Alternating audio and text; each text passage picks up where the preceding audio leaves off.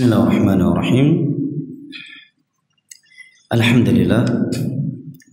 Wassalatu wassalamu ala Rasulillah wa ala alihi wa sahbihi wa sallama tasliman katsira, amma ba'd.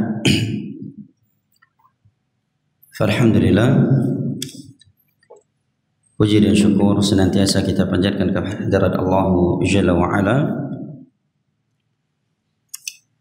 yang telah berfirman, wa in ta'uddu ni'matallahi la tuhsuha innal insana lazalumun kafar. Dan kalaulah kalian ingin menghitung-hitung akan nikmat Allah Jalla wa Ala atas kalian, la tuhsuha, niscaya kalian tidak akan mampu menghitungnya. Sesungguhnya manusia itu pelaku kezaliman dan kekufuran. Alhamdulillah, berkat nikmat kesehatan dan kesempatan yang telah Allah berikan kepada kita, sehingga sama-sama kita telah melaksanakan ibadah salat subuh berjamaah. Kita memohon kepadanya, Rabbana taqabbal minna innaka antas sami'ul alim. Dan atas nikmatnya pada kali ini insyaallah ta'ala kita dapat melanjutkan kembali kajian kitab Al-I'tisam karya Al-Imam Asy-Syatibi rahimahullahu ta'ala yang telah kita kaji dan kita baca sebagiannya. Dan beberapa kesimpulan yang telah kita kaji terkait beberapa pelajaran yang telah kita kaji dari kitab ini adalah, yang pertama, beliau telah menerangkan kepada kita prinsip dalam beragama, yaitu kewajiban mengikuti Al-Quranul Karim dan hadis-hadis Nabi sallallahu alaihi wasallam yang sahih atas pemahaman para sahabat Nabi sallallahu alaihi wasallam. Yang kedua, beliau juga telah menerangkan kepada kita wajibnya berpegang teguh di atas as-sunnah dan pahitnya hal tersebut serta keasingan sunnah. Yang ketiga, beliau telah menerangkan kepada kita akibat buruk, bahaya menyelisihi manhajus salaf, pemahaman para sahabat Nabi sallallahu alaihi wasallam dalam beragama. Yang keempat, beliau telah menerangkan kepada kita tercelanya perbuatan bid'ah beserta definisinya, definisi bid'ah dan dalil-dalil dari Al-Quran dan hadis serta ucapan ulama salaf yang mencela perbuatan bid'ah. Kemudian yang kelima, beliau telah menjawab syubhat sebagian orang yang gagal faham dalam memahami permasalahan bid'ah, sehingga mereka membagikan ada bid'ah yang dhalalah dan ada bid'ah yang hasanah. Maka telah kita simak jawaban dari beliau terkait dalil-dalil yang digunakan bahwa adanya bid'ah yang hasanah, dan alhamdulillah telah kita simak jawaban beliau yang sangat jelas dan gamblang. Berikut ini kata penulis rahimahullahu ta'ala, fasl taqsimul bid'ah ila khamsati aqsam warraddu alaih. Pasal bahwa bid'ah itu terbagi menjadi 5. Ada yang wajib, ada yang sunnah, ada yang mubah, ada yang haram, dan ada yang makruh. Warraddu alaih, dan bantahannya. Ini judul bab, ya. Artinya jangan judul bab ini diambil kesimpulan bahwa Imam Syatibi berpendapat bid'ah itu terbagi menjadi 5 hukum. Beliau ingin membantah orang yang mengeluarkan statement bahwa bid'ah itu ada 5, ada yang wajib, ada yang sunnah, ada yang mubah, ada yang makruh, ada yang haram. Ini akan beliau bantah sekarang bahwa ini pembagian yang tidak benar. Karena sebagian orang ada yang menukilkan hal yang seperti ini, bahwa Imam Syatibi sendiri membagikan bahwa bid'ah itu ada 5. Ya, ketika saya khutbah Jumat di sebuah tempat menerangkan kewajiban mengikuti sunnah Nabi sallallahu alaihi wasallam di dalam beribadah dan tercelanya perbuatan bid'ah, saya nukilkan ayat dan hadis serta ucapan ulama salaf. Setelah itu ada yang WA saya bahwa tidak semua bid'ah itu dhalalah. Imam Syatibi saja dalam kitabnya Al-I'tisam menyatakan bid'ah itu terbagi menjadi 5. Ini kan keliru dalam menukilkan ucapan para ulama. Padahal jelas judulnya, kata beliau, taqsimul bid'ah ila khamsati aqsam warraddi alaih. Mungkin yang screenshot enggak paham bahasa Arabnya. Pembagian bid'ah menjadi 5 dan bantahannya, judulnya. Maka kata beliau, Wa mimma yuridu fi hadzal mawdi' anna al-ulama qassamu al-bid'ah bi aqsamin ahkam asy-syari'ah al-khamsah wa lam ya'udduha qisman wahidan madhmuman faja'alu minha ma huwa wajibun wa mandubun wa mubahun wa makruhun wa muharram. Kata beliau, dari hal yang mesti kita jawab, kita kritik, kita bantah dalam pembahasan ini, di mana ada istilah dari sebagian ulama bahwa bid'ah itu, mereka membagikan bid'ah itu dengan hukum syariat terkait masalah ahkam yang 5. Mereka tidak menjadikan bid'ah itu hanya satu macam saja, bahwa semua bid'ah itu sesat atau tercela, sehingga ada yang wajib, ada yang mandub, sunnah, ada yang mubah, ada yang makruh, dan ada yang haram. Maka kata beliau, wal jawab, jawaban untuk pembagian ini, an hadzal taqsim amrun mukhtara'. Pembagian bid'ah menjadi 5, wajib, sunnah, mubah, makruh, dan muharram, ini adalah pembagian mukhtara', yang diada-adakan, yang baru, yang tidak dikenal di masa sahabat, tabi'in, dan tabi'ut tabi'in.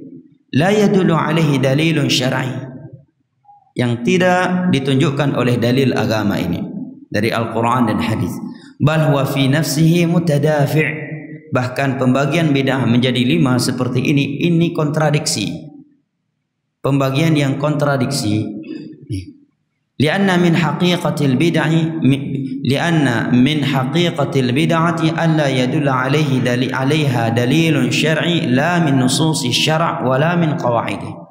Karena yang namanya bid'ah, ya, bid'ah itu adalah sesuatu yang tidak ada dalil syar'i, baik nas langsung dari syariat ini atau diambil dari kaedah-kaedah umum. Sedangkan definisi wajib, sesuatu yang ada dalil dari Al-Quran dan hadis yang memerintahkannya atau mencela orang yang tidak mau melakukannya. Sedangkan bid'ah dari definisinya saja sudah tidak mungkin digolongkan kepada salah satu atau dikatakan wajib atau sunnah.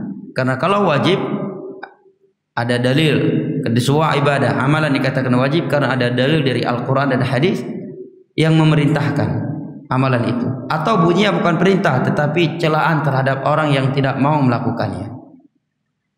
Sedangkan bid'ah dia suatu ibadah yang tidak ada dalil. Bagaimana digolongkan bisa ada bid'ah yang wajib? Dari sisi definisi bid'ah saja, ya, ini sudah tidak bisa digolongkan kepada hukum yang wajib atau sunnah. Karena amalan sunnah itu adalah semua amalan yang ada anjuran dari Nabi SAW, baik dari sisi ucapan beliau seperti tahiyatul masjid, idza dakhala ahadukumul masjid fala yajlis hatta yarka' raka'atin. Apabila salah satu di antara kalian masuk ke masjid, jangan dia duduk sampai dia salat 2 rakaat dulu.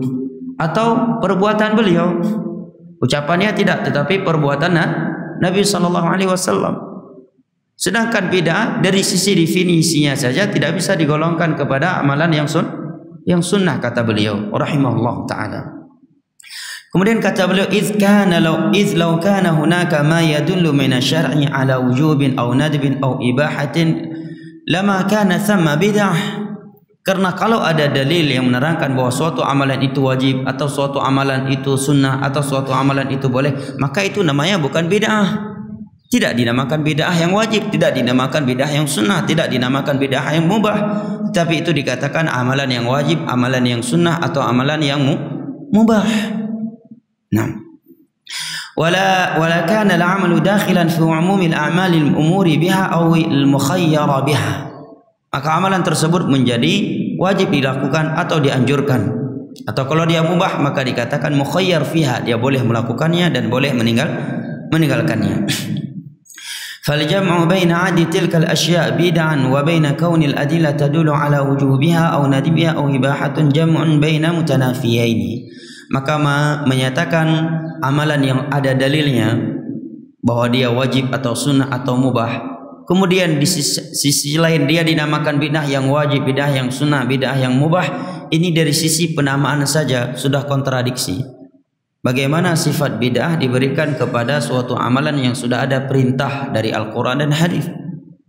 Bagaimana kalimat bid'ah itu diberikan kepada suatu amalan yang sudah ada anjuran dari Nabi SAW, atau untuk sebuah amalan yang sudah ada dalil dari Al-Quran dan hadis menerangkan kebolehannya.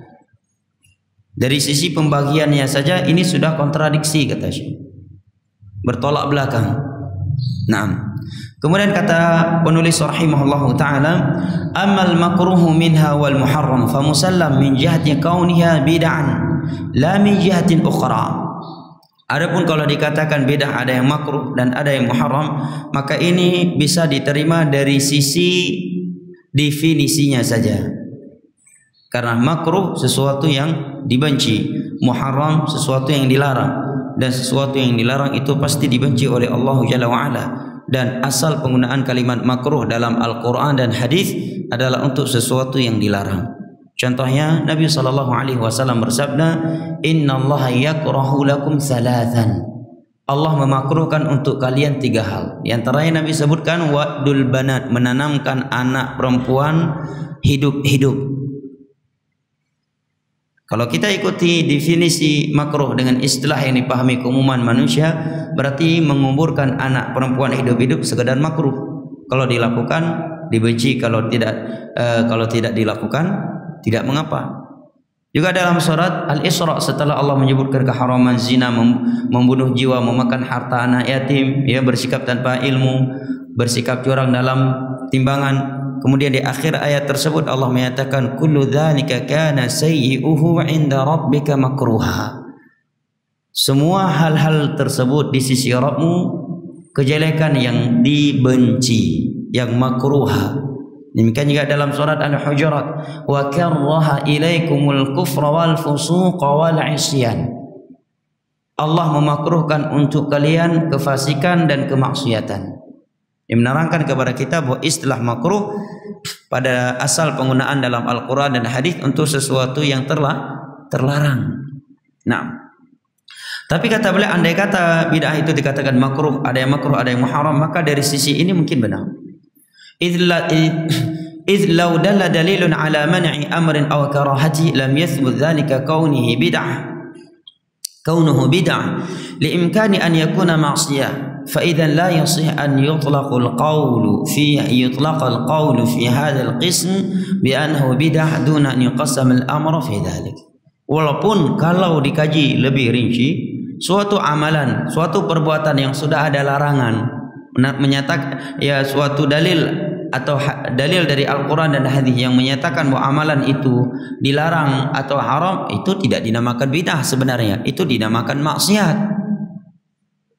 Kalau sudah ada larangannya, itu namanya maksiat, bukan bid'ah. Karena definisi bid'ah adalah suatu ibadah yang menyerupai cara-cara syar'i tetapi tidak ada tuntunan dari Al-Quran dan hadis dengan pemahaman para sahabat dan Nabi. Kalau suatu perbuatan dikatakan ada larangannya, itu tidak dinamakan maksiat bid'ah yang haram, tetapi itu dinamakan maksiat.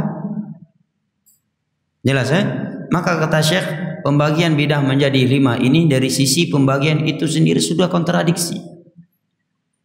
Kemudian kata beliau, wa amma qismul mandubi falaysa minal bid'ah bihalin. Kalau dikatakan bid'ah itu ada yang sunnah, maka kata beliau, andai kata betul, maka itu bukan bid'ah berarti. Berarti itu tidak dinamakan bid'ah. Kalau dikatakan ada yang sunnah, maka berarti nama bid'ah pun tidak boleh diberikan kepada amalan itu. Kalau dikatakan amalan itu sunnah, kemudian dikatakan bid'ah, ini nggak bisa dikatakan bid'ah yang sunnah, karena ini 2 kalimat yang kontradiksi. Andai kata itu amalan ada tuntunan dari Nabi, maka tidak dinamakan bid'ah sama sekali. Kenapa? Kata beliau, wa tabyinu dzalika bin nazar ila al-amthilati allati musila laha bi salati tarawih Ramadan jama'atan fil masjid faqad qama biha an-nabiy sallallahu alaihi wasallam fil masjid wa ijtama'a an-nasu khalfah. Karena kata beliau, kalau kita melihat kepada contoh-contoh yang disampaikan bahwa bid'ah itu ada yang hasanah, itu bisa kita katakan bahwa itu bukan bid'ah sama sekali. Seperti sebagai contoh yang mereka sebutkan salat tarawih di bulan Ramadan secara jamaah di masjid. Kata beliau, ini bukan bid'ah. Kenapa? Karena Nabi telah melakukan di masjid secara berjamaah. Para sahabat bermakmum di belakang beliau. Tetapi setelah itu beliau tinggalkan, khawatir akan diwajibkan kepada manusia. Maka tidak tepat dikatakan ini bid'ah yang sunnah. Justru itu sunnah 100%. Itu sunnah 100%. Tidak dapat dikatakan sebagai bid'ah yang sunnah. Karena itu sudah ada anjuran, tuntunan dari Nabi. Nabi melakukannya secara berjamaah. Di belakangnya ada para sahabat bermakmum di belakang beliau. Hanya saja beliau lakukan hanya beberapa malam, khawatir akan diwajibkan kepada manusia.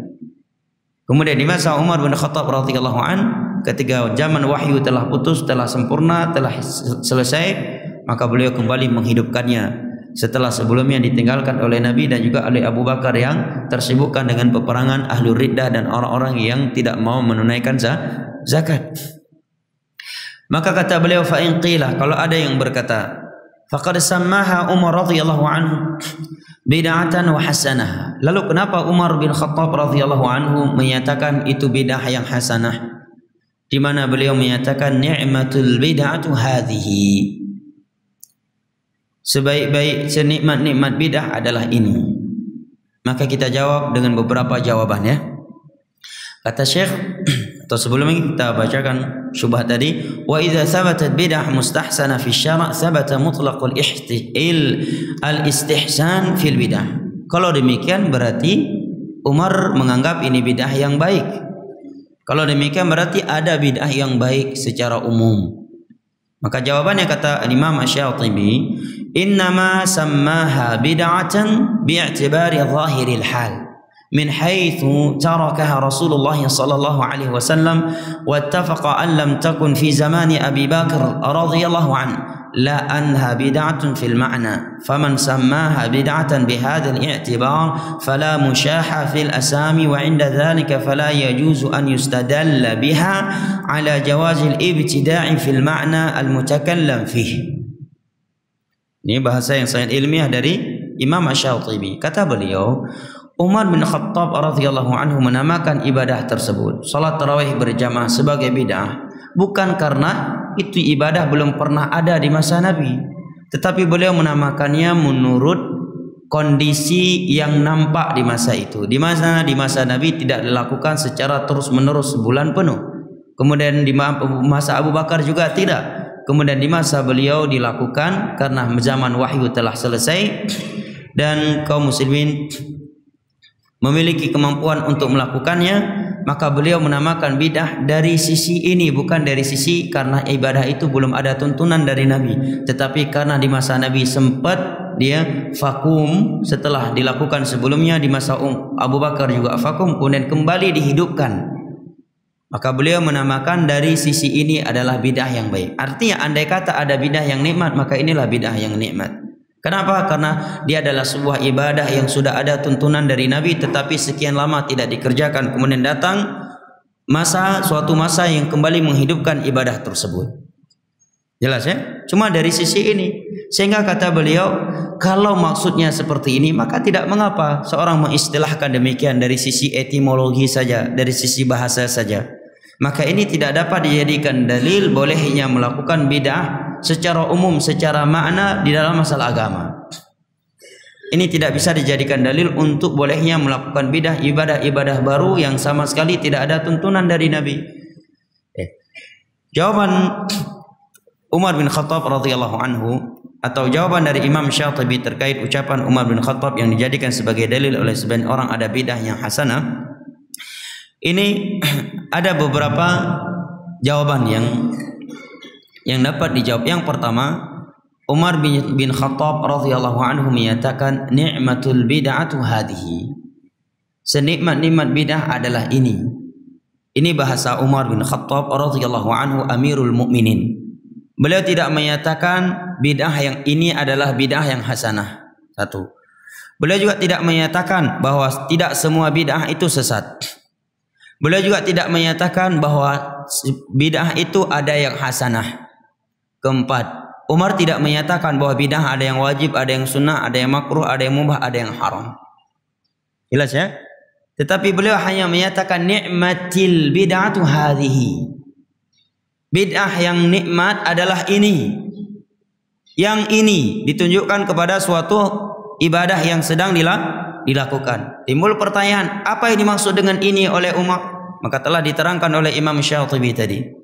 bahwa yang dimaksud dengan ini adalah salat tarawih berjamaah. Pertanyaan berikutnya, apakah salat tarawih ini tidak ada di masa Nabi, tidak ada dalil yang menganjurkannya sampai datang Umar mencetusnya dengan ra'yu beliau, atau memang sudah ada dalilnya sebelumnya? Jawabannya jamaah, sudah ada sebelumnya. Nabi melakukannya berturut-turut 3 malam. Kemudian Nabi tidak lagi melakukannya, khawatir akan diwajibkan kepada umatnya.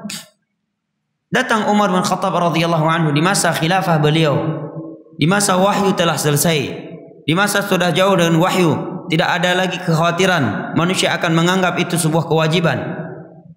Maka beliau menerapkan menghidupkannya kembali.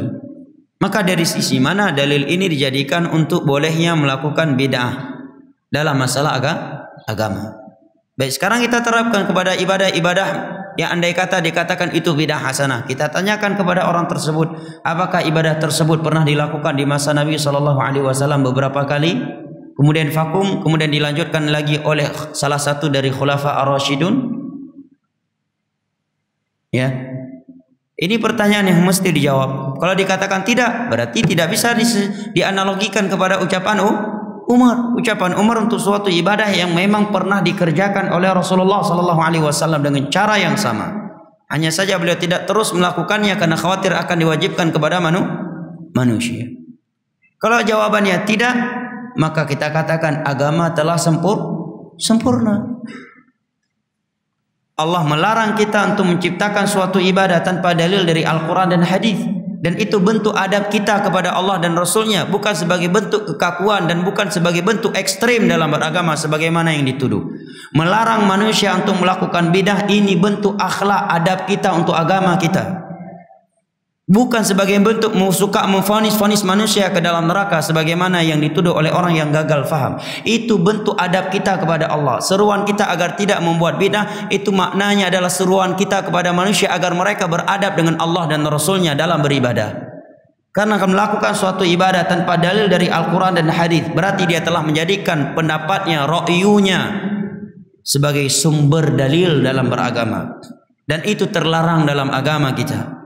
Allah berfirman, wala taqfu ma laysa laka bihi ilm. Janganlah engkau melakukan sesuatu tanpa ilmu.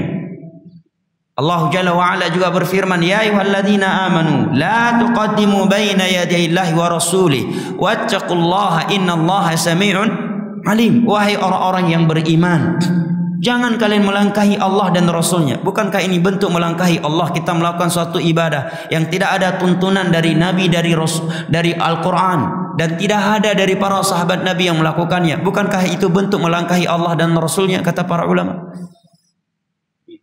wattaqullah, takutlah kalian kepada Allah, innallaha sami'un alim, sesungguhnya Allah maha mendengar lagi maha mengetahui. Dan menyuruh manusia untuk beribadah mengikuti tuntunan Nabi dan tidak melakukan bidah, itu bentuk merealisasikan syahadat anna Muhammadan Rasulullah. Karena merupakan konsekuensi anna Muhammadan Rasulullah adalah alla yu'badallaha illa bima syara', agar seorang itu tidak beribadah kepada Allah kecuali sesuai dengan tuntunan yang dituntun oleh Nabi sallallahu alaihi wasallam. Man 'amila 'amalan laisa 'alaihi amruna fahuwa rad. Barang siapa yang melakukan suatu amalan yang tidak sesuai dengan tuntunan kami dari sisi sebabnya, waktunya, tempatnya, caranya dan jumlahnya, fahuwa rad, maka amalan itu akan tertolak. Itu hadis Nabi. Hadis riwayat Imam Muslim dari Aisyah radhiyallahu anha. Dan secara tidak langsung kita telah menuduh bahwa ada sebuah kebaikan, suatu ibadah yang Nabi belum menyampaikannya. Buktinya itu ibadah enggak ada di masa beliau. 23 tahun beliau berdakwah, itu ibadah enggak ada di masa beliau, tidak dilakukan oleh beliau. Berarti banyak pertanyaan yang timbul di balik itu. Apa ini nanti tidak disampaikan oleh Nabi? Kalau dikatakan telah disampaikan, pertanyaan kedua, kenapa tidak ada riwayat sahih dalam hal itu? Apakah para sahabat Nabi lupa menyampaikannya? Kalau dikatakan Nabi tidak menyampaikannya, kenapa Nabi tidak menyampaikannya? Lupa atau sengaja? Kalau sengaja berarti Nabi kita na'udzubillah min dzalik, berkhianat terhadap perintah Allah, balligh ma unzila ilaik, sampaikan seluruh isi agama Allah kepada manusia. Kalau dikatakan lupa, Nabi manusia, tetapi Rabb Nabi tidak lupa, wa ma kana rabbuka nasiya.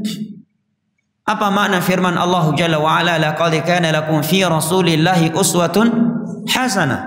Dan apa arti dari firman Allah Jalla wa Ala, al-yauma akmaltu lakum dinakum? Hari ini telah aku sempurnakan agama kalian. Ini ayat turun di Haji Wada pada hari Jumat dan Nabi sedang wukuf di Arafah 80 hari setelah ayat ini turun. Nabi kita sallallahu alaihi wasallam diwafatkan oleh Allah dan tidak ada lagi pembahasan al-halal wal haram setelah ayat ini turun. Oleh karenanya Imam Malik rahimahullah taala menyatakan, "Ma lam yakun yauma idzin dina falaysa yaumana hadza dina."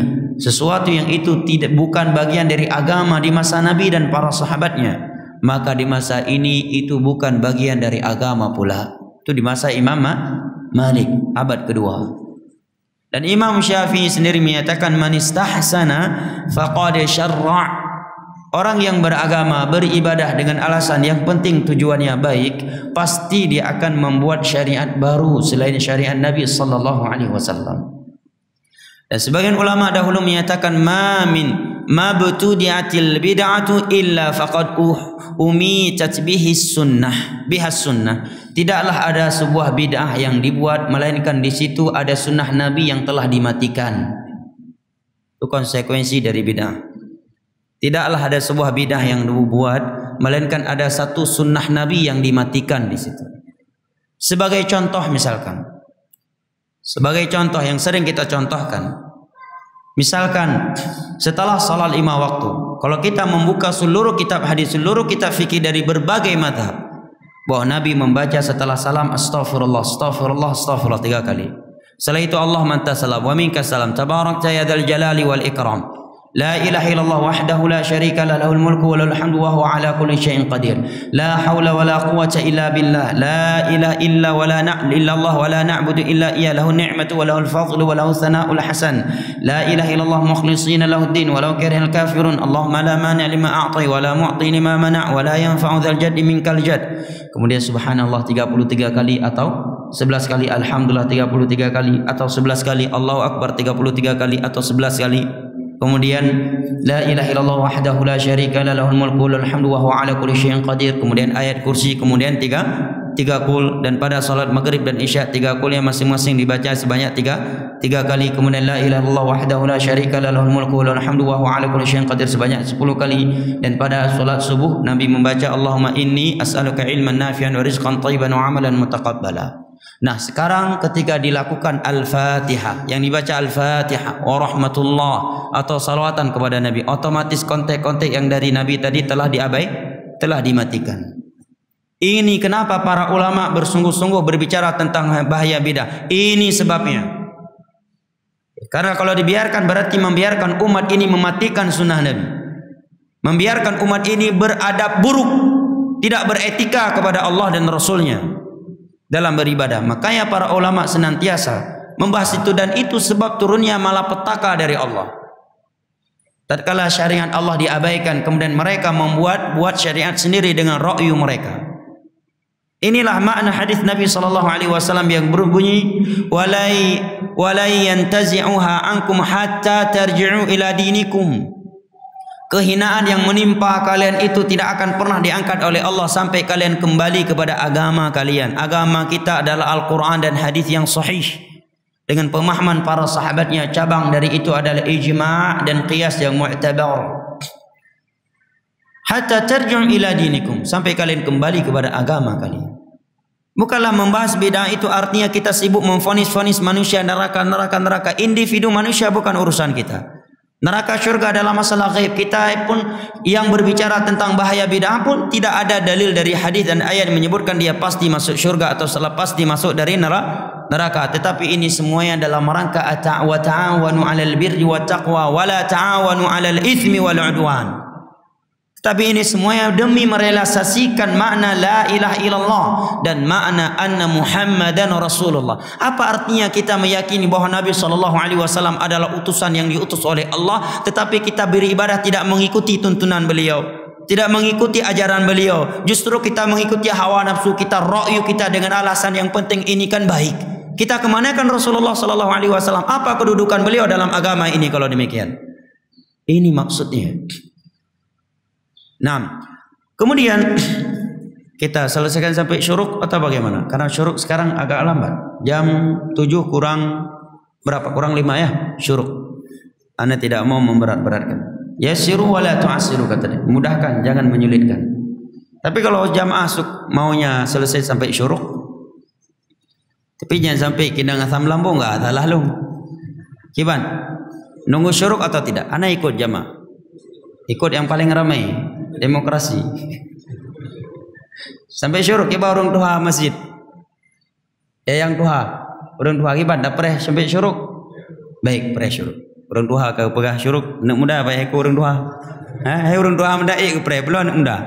Tapi karena memang tanggung, jujur saya jamaah, kalau bukan ada kajian syuruk itu sulit kali dijaga. Betul enggak? Apalagi kalau bukan Sabtu Ahad, ya kan? Ya, kalau bukan Sabtu Ahad udah sibuk ngantar anak istri ya sekolah. Memang kesempatan Sabtu Ahad kajian pada subuh Sabtu Ahad itu untuk menjadi salah satu keutamaannya kita dapat menjaga solat syuruk yang keutamaannya seperti haji dan umrah. Coba kalau nggak ada kajian walaupun hari Ahad, antum duduk di masjid sendirian, nggak ada kajian, nunggu syuruk bisa nggak? Pulau orang dayu aja, kita mengenai hai baga baju kamu kabih dua boh tapo cane yo. Ya nak cerita preh pulang kita mang telpon hai baga baju kamu tapa ino manduma kata boglah tapo abi ubi. Ya nak cerita dang mas. Maka dengan ada kajian seperti ini insyaallah taala kita dapat menjaga 2 rakaat sunnah syuruk yang keutamaan yang kata Nabi sallallahu alaihi wasallam seperti haji dan umrah dalam hadis Anas bin Malik yang diriwayatkan oleh Imam Tirmizi. Berikut ini kata beliau kullu al-babur rabi' pasal yang keempat fi ma'khadi ahli al-bid'ah wal istidlal. Berikut ini beliau akan menerangkan kepada kita cara ahlul bid'ah dalam mengambil dalil untuk ritual-ritual bid'ah mereka. Tapi sebelumnya perlu kita ketahui kata beliau innama yutla'u kata beliau inna lafza ahli al-ahwa wa ibarat ahli bid'ah kalimat ahlul ahwa ahlul bid'ah innama tutlaqu haqiqatu 'ala alladhina ibtada'uha itu diberikan kepada orang yang mencetus bid'ah mereka yang disebut dengan ahlul ahwa dan bid'ah. Wa qaddamu fiha syari'atal hawa bil istinbat wan nasr laha, itu orang-orang yang beribadah dengan hawa nafsu kemudian mencari dalil-dalil untuk membenarkan ibadah yang mereka bangun di atas ra'yu dan hawa nafsu mereka. Kalafzi ahli sunnah, sebagaimana kalimat ahli sunnah innama yutlaqu ala nasiriha, untuk orang-orang yang membela sunnah mengamalkannya, wa ala man istanbata ala fiqhiha, untuk orang-orang yang mengambil kesimpulan hukum darinya, wal hamina li dhamariha, dan orang-orang yang menjaga dari kehancurannya. Fala yutlaqu ala al-awam lafzu ahli al-ahwa, maka orang awam yang melakukan bid'ah tidak dinamakan ahlul bid'ah, tidak dinamakan ahlul ahwa, karena mereka sedar mengikuti melakukannya tanpa ilmu. Mereka anggap itu adalah suatu ibadah. Tetapi yang dikatakan ahlul bidah adalah pencetusnya, penyerunya. Jelas ya? Kata beliau, kullu kharijin 'anis sunnah mimman yad'i ad-dukhula fiha la budda min takallufi fil istidlal bi adillatiha ala khususati masailihim wa illa kadzdzaba itrahuha da'wahum. Bal kullu mubtadi'in min hadhihi al-ummati yad'i annahu sahibus sunnah duna man khalafahu min al-firaq. Kata beliau, seluruh orang yang beribadah berprinsip keluar dari jalur sunnah. As-sunnah dalam bahasa ulama adalah beragama mengikuti Al-Quran dan hadis yang sahih dengan pemahaman para sahabat Nabi. Dia sinonim dari kata mukmin. Seluruh orang yang beragama mengikuti Al-Quran dan hadis yang sahih dengan pemahaman para sahabat Nabi, maka dia dinamakan ahlu sunnah. Ahlu sunnah itu tidak ada kartu keanggotaan. Yang ikut kajian ini ahlu sunnah, yang enggak ikut kajian ini bukan ahlu sunnah. Yang ngaji sama ustaz ini pasti ahlu sunnah, yang bukan sama ustaz itu bukan ahlu sunnah. Yang masuk partai ini ahlu sunnah, yang bukan partai itu bukan ahlu sunnah. Yang organisasi ini ahlus sunnah, yang bukan organisasi itu bukan ahlus sunnah. Bukan begitu definisi ahlus sunnah. Ahlus sunnah sinonim dari kata mukmin dan muslim. Siapa yang berislam, beriman, mengikuti Al-Quran dan hadis dengan pemahaman para sahabat Nabi sallallahu alaihi wasallam, dia dikatakan ahlus sunnati wal jamaah. Ya, Dia dinamakan Ahlus Sunnah wal Jamaah. Tidak ada kartu keanggotaan Ahlus Sunnah itu. Ya, siapa pimpinan mereka? Pimpinan pusat Ahlus Sunnah wal Jamaah, pimpinan pusat mereka adalah Bapak Jokowi dan jajarannya untuk saat ini, selama masih menjabat sebagai presiden. Ya. Apa dasar mereka dalam beragama? Dasar mereka dalam beragama adalah Al-Quran dan hadis dengan pemahaman para sahabat Nabi-Nya. Itu dasar mereka.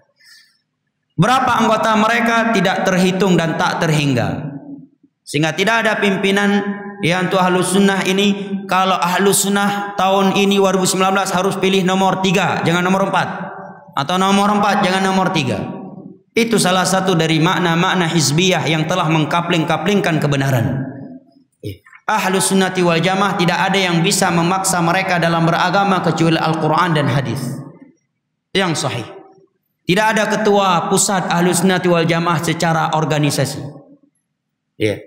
Yang pulang dari Yaman harus ikut fatwa ulama Yaman, nggak boleh ikut fatwa ulama Saudi. Yang pulang dari Saudi harus ikut fatwa ulama Saudi, nggak boleh dari Yaman. Nggak ada seperti itu.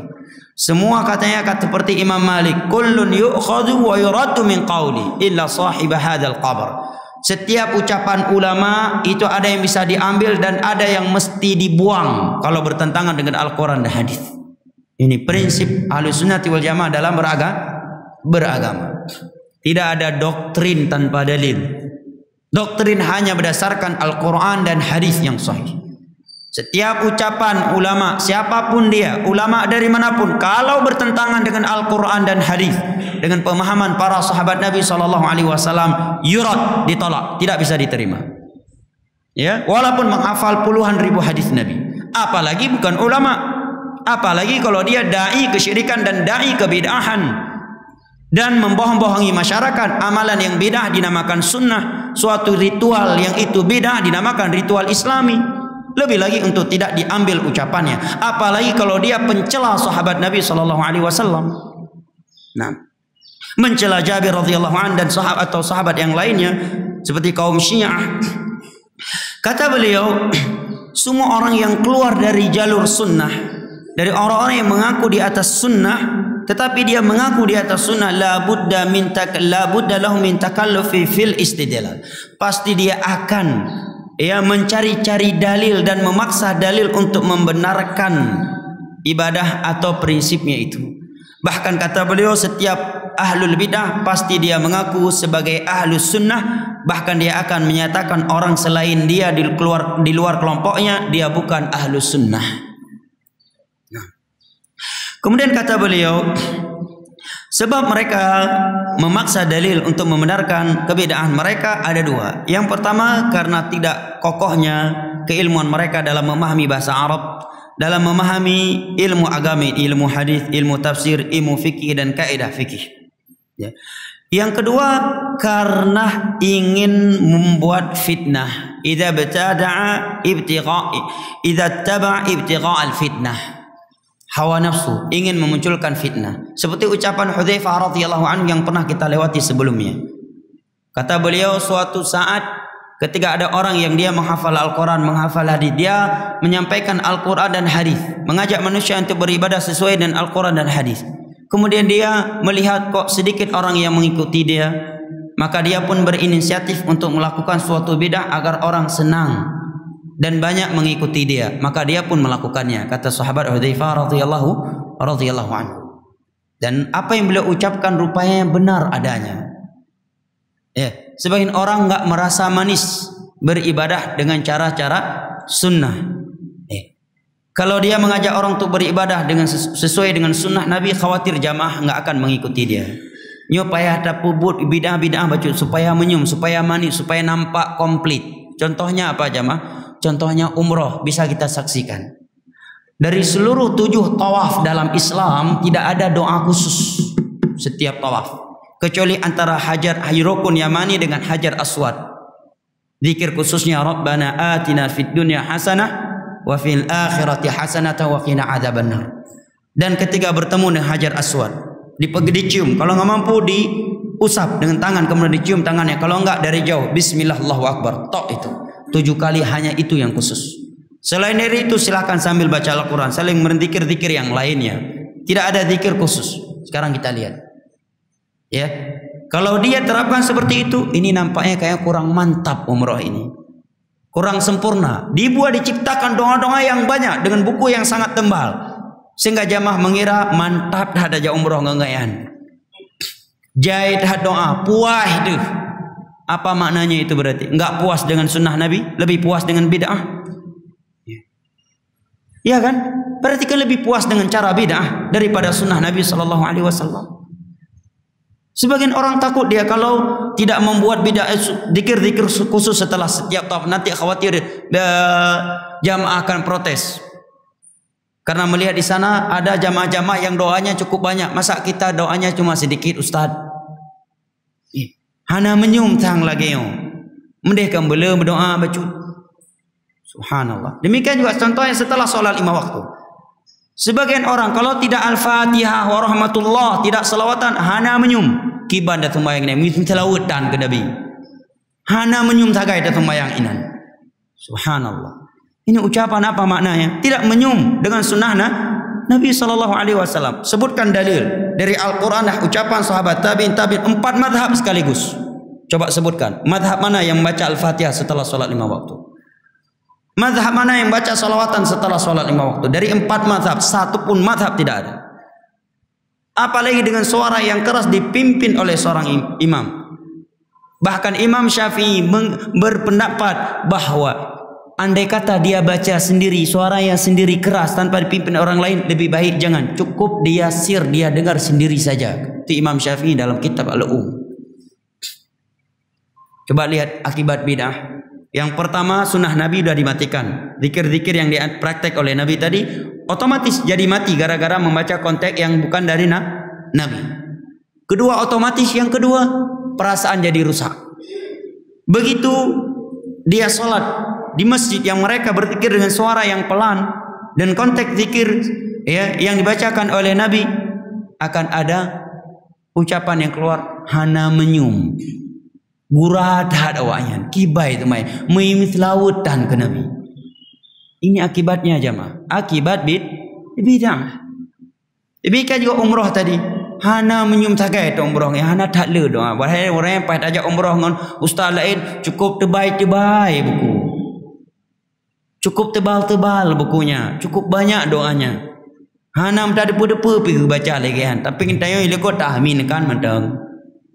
Ini jamaah. Akibat buruk dari bid'ah. Ya. Akibat buruk dari bid'ah. Kemudian kata penulis rahimahullah taala, فَكَثِيرًا مَا تَرَى الْجُهَّالَ يَحْتَجُّونَ لِأَنفُسِهِمْ بِأَدِلَّةٍ فَاسِدَةٍ وَبِأَدِلَّةٍ صَحِيحَةٍ اقْتِصَارًا بِالنَّظَرِ عَلَى دَلِيلٍ مَا واطراحا للنظر في غير من الأدلة الأصولية والفروعية العاضدة لنظره أو المعارضة له.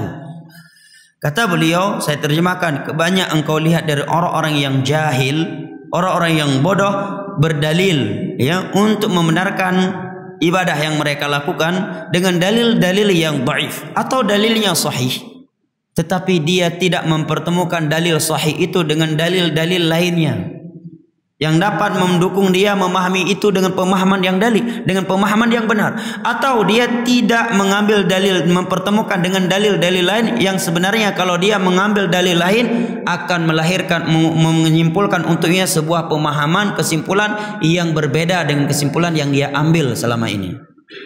Ini kaidah umum, nanti akan beliau sebutkan satu persatu secara rinci. Maka kata beliau, وكثير ممن يدعي العلم يتخذ هذا الطريق مسلكا وربما أفتى بمقتضاه وعمل على وفقه إذا كان له فيه غرض.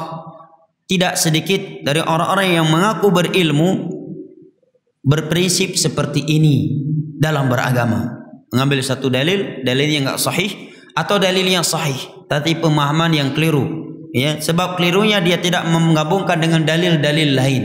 Yang apabila dia mempertemukan dalil ini dengan dalil-dalil lain, dia akan mengambil sebuah kesimpulan yang benar atau suatu kesimpulan yang justru bertentangan dengan kesimpulan dia selama ini.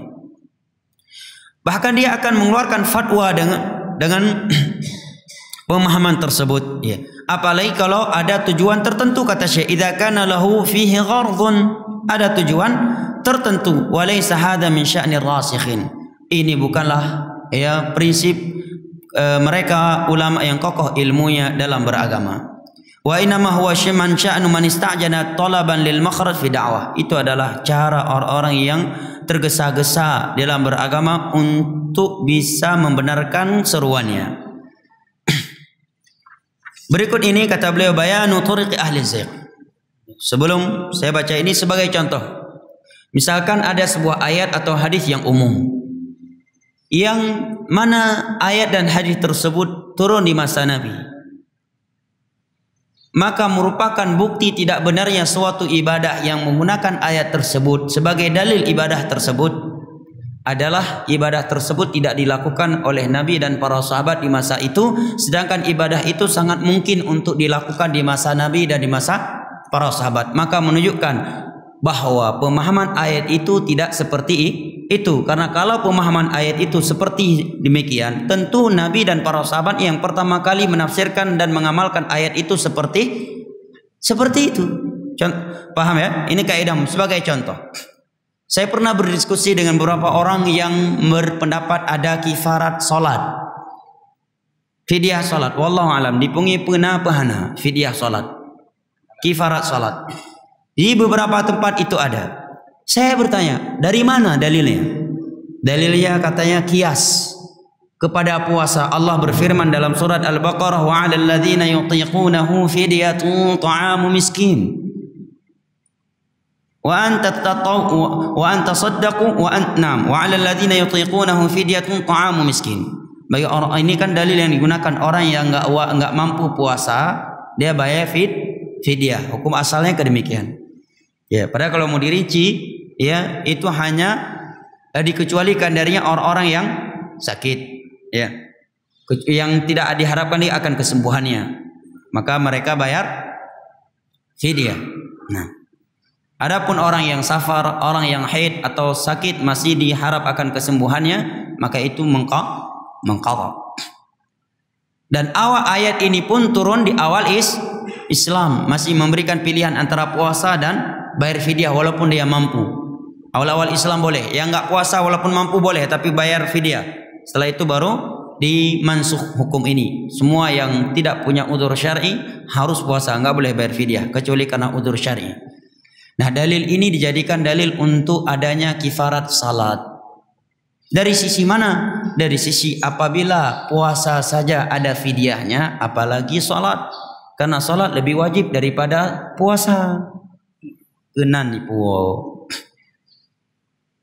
Pertanyaan global terlebih dahulu untuk orang yang seperti ini, dan pasti dia nggak akan bisa jawab dan pasti akan bingung. Dan andai kata dia menjawab dengan jawaban yang benar, maka itu jawaban untuk menyalahkan dirinya sendiri. Yang pertama kita katakan, mana dalil dari hadis Nabi yang menerangkan bahwa makna ayat seperti ini? Satu. Kedua, sebutkan dari kalangan sahabat Nabi ada yang menjadikan ayat ini sebagai dalil adanya kifarat salat. 2. 3. Ucapan tabi'in. 4. Tabi'ut tabi'in. Atau paling lebih rendah lagi, 4 mazhab, bawah mazhab. Aki sebutkan lihat Imam Syafi'i, Imam Ahmad, Imam Maliki, Imam Hanafi yang menjadikan dalil ini sebagai dalil adanya kifarat atau fidyah salat. Tahu lebih jarang. Drone puringan. Dan ayat Al-Quran sumber tafsirnya adalah Al-Quran ditafsir dengan Al-Quran, atau ditafsir dengan hadis, atau ditafsirkan dengan ucapan para sahabat Nabi, atau ditafsirkan dengan ucapan para tabi'in, atau dengan muqtadha al-lughatil arabiyyah, diterjemahkan sesuai dengan bahasa Arab yang ayat Al-Quran turun dengan bahasa itu di saat itu. Jelas ya? Ini sekian pertanyaan, dia tidak akan mungkin bisa menjawabnya karena itu tidak ada di masa itu. Kedua, kita bilang sungguh beda antara salat dengan puasa. Apa buktinya? 1. Wanita yang haid tidak wajib salat, bahkan tidak boleh salat. Apakah setelah selesai haidnya dia wajib mengqadha salatnya? Tidak. Sedangkan puasa iya. Wanita yang haid dia boleh enggak puasa Ramadan, begitu selesai haid dia mengqadha puasanya. Ini bukti bahwa salat dan puasa beda. Bagaimana kita ingin mengkiaskan antara dua hukum yang berbeda, sedangkan syarat kias itu di antara syaratnya li'illatin jami'atin bainahuma, karena ada sifat yang sama. Misalkan sekarang kita haramkan whisky, kita kias kepada khamar yang telah turun ayat dan hadis di dalamnya, telah turun ayat khusus dari ayat khusus atau hadis khusus tentang khamar. Kita katakan ayat khamar, kita ambil ayat khamar untuk mengharamkan whisky. Kenapa? Karena punya sifat yang sama antara whisky dengan khamar yang ada di masa Nabi SAW. Maka bisa diberlakukan kias. Tapi kalau ilahnya beda, sifatnya beda, nggak bisa dikias. Oleh karenanya, ketika ada seorang wanita datang kepada Aisyah radhiyallahu anha dalam riwayat Bukhari dan Muslim dari Haruriyah atau seorang wanita Al-Khuzaiyah menyatakan, wahai Aisyah, fama balul haidhi taqdi shauma wa la taqdi shalah. Wahai Aisyah, kenapa sih wanita yang haid itu dia mengqadha puasa tetapi enggak mengqadha salat, padahal kan salat lebih wajib? Kenapa puasa yang tidaklah lebih wajib diperintahkan untuk diqadha, tetapi salat yang lebih wajib justru wanita haid itu tidak diperintahkan untuk mengqadha? Tanya wanita ini kepada Aisyah. Apa jawabnya Aisyah? Dua belah timang dijawab. Dijawab li Aisyah radhiyallahu anha, kana yusibuna dzalik fa umirna biqadha'is shaumi wa la nu'mar biqadha'is shalah. Hai, ikamoi mata Nabi nahid sid. Kena Aisyah. Tetapi yang diperintahkan kepada kami hanya mengqadha puasa, tidak mengqadha salat. Kan timang dua belah. Kamu haid sih di masa Nabi, kan kata matang yang nahid. Tapi ketika kami haid di masa Nabi, yang diperintahkan oleh Nabi hanya mengqadha puasa, tidak mengqadha salat. Ini pendidikan dari Aisyah bahwa agama bukan dengan akal. Ini agama dengan dalil dari Aisyah radhiyallahu anha. Pada kata para ulama, kalau Aisyah menjawab pakai logika bisa. Logikanya ilmiah dan tidak bertentangan dengan Al-Quran dan hadis. Apa logikanya? Logikanya kalau wanita haid diperintahkan mengqadha salat, ini akan memberatkan dia dan tidak akan mampu dia lakukan. Ya kan? Salat dalam sehari semalam 5 kali. Maka kalau sempat haid 2 minggu, berapa kali salat harus dia qadha? Enggak cukup waktu untuk mengurus anak suaminya. Begitu selesai haid dia waktunya enggak, jangankan untuk mengurus anak suaminya, untuk mengqadha salat di masa haidnya jauh enggak cukup waktunya. Ya kan? Sedangkan puasa hanya setahun sekali. Andai kata dia haid sebulan berarti hanya 30 kali. Kalau 2 hari hanya, kalau 2 minggu berarti hanya 15 hari. Sedangkan jeda waktu untuk mengqadha puasa sangat panjang, 1 tahun penuh sampai bulan Sya'ban. Tetapi beliau tidak menjawab dengan jawaban yang demikian. Kata para ulama, ini menunjukkan Aisyah ingin mendidik kita bahwa jawab dulu dengan dalil, bukan dengan logika. Kata Aisyah, kami di masa Nabi juga haid, tetapi yang diperintahkan oleh Nabi kepada kami hanya mengqadha puasa, bukan mengqadha salat. Maka kita tanyakan, mana para sahabat Nabi yang membayar fidyah salat? Kemudian jawaban lainnya untuk fidyah salat, bagaimana cara Anda menghitung fidyah salat? Kalau puasa aja lah, 1 hari enggak puasa, 1 hari memberi ta'am miskin. Saya tanyakan. Maka dia menjawab, caranya Ustadz, karena dia tidak lagi memahami pemahaman itu. Caranya ketika dia mati dihitung berapa umurnya, 50 tahun, pangkas umur balik 15 tahun. Padahal kalau dia mengatakan pangkas 15 tahun, kita bisa kasih pertanyaan lagi yang membuat dia bingung. Baik 15 tahun hitungan Masehi atau hitungan Hijri? Ya kan? Baik dipangkas 15 tahun, umurnya 15 tahun, dihitung dengan Masehi atau Hijri? Coba hitung. Dengan Hijri. Betul kalau Hijri, karena seluruh hukum agama yang berkaitan dengan waktu itu dengan hitungan Hijriyah, bukan Masehi. Karena antara Masehi dan Hijriyah ada sekian hari bedanya. Berapa hari? 12 hari bedanya. Karena dalam Islam hari bulan itu enggak lebih dari 30 dan tidak kurang dari 29. Sedangkan masih ada 31, 30, 29 dan ada 28 hari. Dengan Masehi salah. Dengan Hijri, mana bukti Anda hitung dengan Hijriyah? Menutulih dan jilahi dengan Hijrah, bahaya pitulim tipek Masehi. 15 tahun hitung Masehi. Nyamatang ka dusta. Ya kan? Karena hukum agama yang berkaitan dengan waktu semuanya dengan Hijriyah.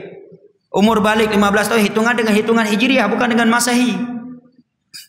Ada aplikasi celok aplikasi celok tiat. Cenap kabar berkajut 19 tahun Hijri. Pertanyaan kedua, siapa yang berpendapat demikian? Mana dalil dari Al-Quran, hadis, ucapan sahabat, tabi'in, tabi'ut tabi'in? Cara menghitung demikian. Dipangkas 15 tahun. Karena ada orang yang balik dia sebelum umur 15 tahun.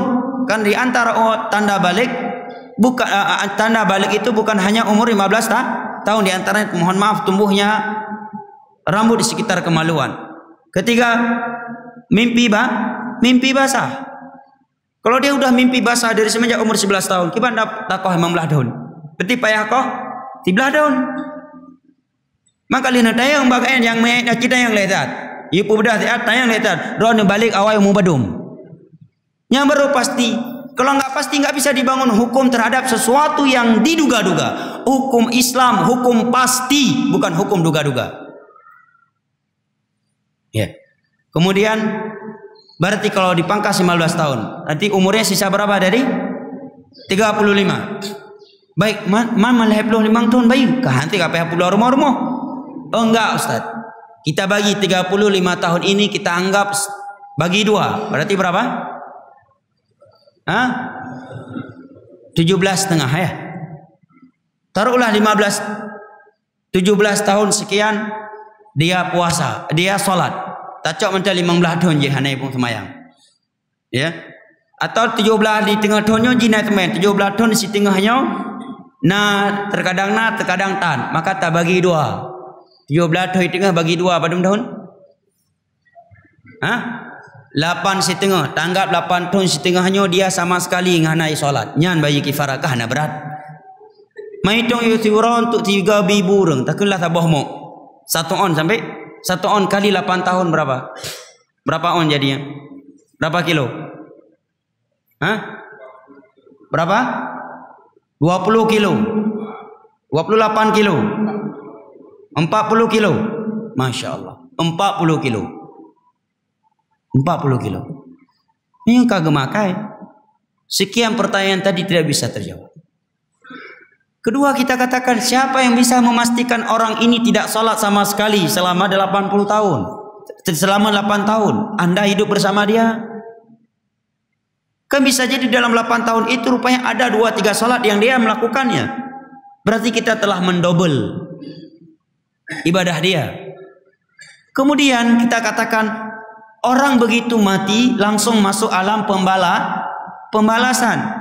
Dan Nabi bersabda, Innallaha yaqbalu taubatal 'abdi ma lam yugharghir.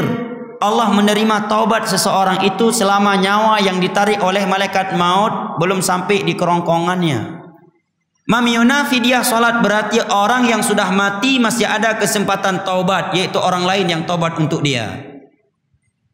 Ibancul di agama ya. Berarti orang lain bisa mewakili dia bertaubat. Sedangkan ibadah salat adalah ibadatun badaniyatun mahdah. Suatu ibadah murni yang tidak bisa dikerjakan oleh orang lain. Nah, lihat jamaah, bahaya bid'ah. Akhirnya bahkan saking parahnya bid'ah fidyah salat ini, sebagian orang tua dia salat dalam sehari-hari. Kalau meninggal ke ketinggai wasiat, nyomyolun meninggal bayi fidyah salat untuk sekian tahun, padahal beliau orang yang salat, orang yang soleh. Kita lihat. Kalau meninggal ke wasiat lagi. Berarti berapa hak ahli waris sudah diambil oleh orang-orang dengan cara yang batil. Ini kan begitu meninggal seseorang, hartanya ke milik ahli waris. Tidak boleh selain ahli waris mengambilnya kecuali dengan alasan wasiat. Ya, wasiat dilakukan kalau tidak bertentangan dengan Al-Quran dan As-Sunnah. Dan bid'ah bertentangan dengan Al-Quran dan As-Sunnah. Dan ini akan membuka pintu orang bermudah-mudahan untuk meninggalkan solat. Napeng 5M yang ATM. Nyo dah kali-kali you untuk TM tangjut ke syarat solat titun. Nyo tonyo hana kutumayang ro. Terleh iwatiut. Titonnya apa hana kutumayang ya. Nyo bayu fidyah solat. Hancur agama. Memang bid'ah itu selalu pegat hancur dalam agama. Bid'ah itu menghancurkan prinsip agama. Juga sekaligus menghancurkan ekonomi masyarakat. Tidaklah ada bid'ah yang dibuat melainkan ekonomi masyarakat hancur. Rebah bro. Menejik jauh kan niat. Ya, subhanallah. Itulah kenapa para ulama selalu menyampaikan agama pakai dalil, agama pakai dalil. Bahkan sekarang sebagian tempat fidyah solat ada yang bayar pakai emas. Ya? Subhanallah, bed ada kubu bayi 7 juta, 10 juta, naik bayi pakai emas. Para sahabat, para tabi'in dan tabi'ut tabi'in, tua ke Nabi sampai tua ke pegah matalah yang tu kalau meninggal. Inilah kenapa para ulama membahas kenapa kita beragama harus ikut dalil. Ini sebagai contoh jemaah. Dalil tadi umum, ya, dipahami bisa demikian. Maka kita katakan mana Nabi, mana para sahabat, para tabi'in, tabi'ut tabi'in dalam memahami hadis ini untuk ini. Ini ibadah mungkin dilakukan oleh Nabi di masa itu tanpa ada penghalangnya. 23 tahun rupanya enggak ada. Para sahabat, tabi'in, tabi'ut tabi'in, 4 mazhab juga tidak ada fidyah salat. Purungnya tua kemandung. Hanang pom cara gekiyah, hanang pom bab kiyah turungan. Ini masalahnya jemaah. Karena sudah masuk waktu syuruk, saya kira sampai di sini lebih dan kurangnya luntuan mohon maaf. Wabillahi taufiq wal hidayah wa sallallahu ala nabiyina Muhammad wa ala alihi wa sahbihi wasallam wa akhiru da'wana alhamdulillahi rabbil alamin. Wassalamu alaikum warahmatullahi wabarakatuh.